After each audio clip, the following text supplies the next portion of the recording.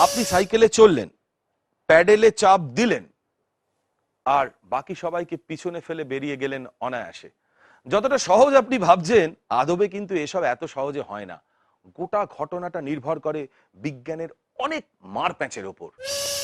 মাত্র দু চাকায় কি করে ব্যালেন্স থাকে?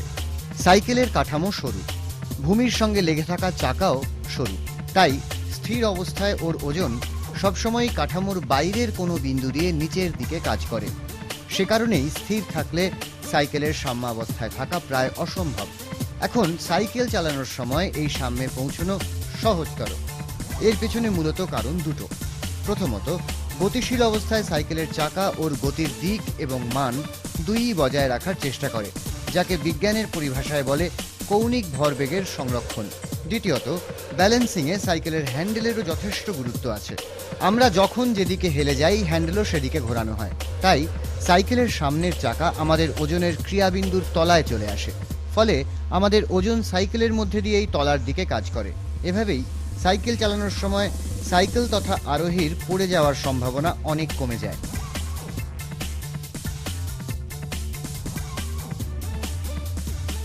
সাইকেল জোরে চালানো সহজ কেন? সাইকেলের চাকা যখন মাটি স্পর্শ করে, তখন চাকার সঙ্গে মাটির ঘর্ষণের ফলে তার গতি তথা সাম্যে থাকার প্রবণতা কমে যায়।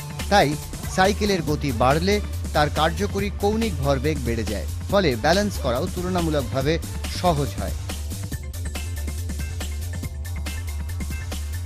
মোড় ঘোরার সময় সাইকেল আরোহী বেঁকে যায় কেন? কোনো সাইকেল আরোহী বাঁক নেওয়ার সময় আপনা আপনি রাস্তার বাঁকের দিকে বেঁকে যায়। তাই সাইকেল আরোহীর ওজন আনতভাবে রাস্তার উপর কাজ করে, ফলে রাস্তাও একটা সমান বিপরীতমুখী চাপ আরোহীর ওপর প্রয়োগ করে। এই চাপের একটা অংশ আরোহীর ওজনকে কিছু পরিমাণে প্রশমিত করে, অন্য অংশটা বাঁক নেওয়ার সময় সাইকেলের পড়ে যাওয়া প্রতিহত করে। বাঁক নেওয়া সুবিধাজনক হয়। যেমন বাস, ট্যাক্সি, প্রাইভেট কার, তেমনি সাইকেল চালানেরও নির্দিষ্ট কিছু নিয়ম কানুন আছে। সারা পৃথিবীতেই আছে। কলকাতার রাস্তাতেও সাইকেল চালাতে গেলে আপনার বিশেষ কয়েকটি দিকের দিকে নজর রাখা উচিত। বাইসাইকেলকে পুরোদস্তুর একটা যান হিসেবে গুরুত্ব দিতে চান না অনেকেই।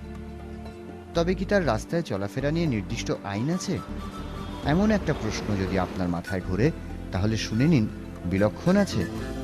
সেই 1895 সালে মার্কিন অ্যাটর্নি জর্জ বি ক্লেমেনসন লিখেছিলেন সাইকেল চালানোর আইন সংক্রান্ত প্রথম বই, the road rights and liabilities of wheelman. তারপর থেকে বিভিন্ন দেশে গড়ে উঠেছে বিভিন্ন আইন। আসা যাক কলকাতার ক্ষেত্রে। কলকাতা বা পার্শ্ববর্তী অঞ্চলে গলিতে সাইকেল চালাতে কোনো সমস্যা নেই, কিন্তু কোনো বড় রাস্তায় সাইকেল চালানো আইনত নিষিদ্ধ। উদাহরণ হিসেবে এজেসি বোস রোড, বিবি গাঙ্গুলি স্ট্রিট, রেড রোডের মতো বহু রাস্তারই নাম করা যায়। এক্ষেত্রে আইন ভাঙলে 40/2/66 KSP অ্যাক্ট অনুযায়ী অবস্ট্রাকশন অফ ভেহিকুলার অ্যান্ড পেডেস্ট্রিয়াল ট্রাফিকে অভিযুক্ত হতে পারেন। এলাকার ভিত্তিতে 66/4/66 KP অ্যাক্ট অনুযায়ীও একই সাজা হতে পারে। ওয়ান ওয়ে রাস্তায় উল্টো দিক থেকে সাইকেল চালালেও তা অপরাধ হিসেবে গণ্য হয়। সেক্ষেত্রে 5/15/65 WVTR অনুযায়ী one way or no entry ভায়োলেশনে অভিযুক্ত হবেন। আলো না লাগিয়ে রাতে সাইকেল চালানো অপরাধযোগ্য।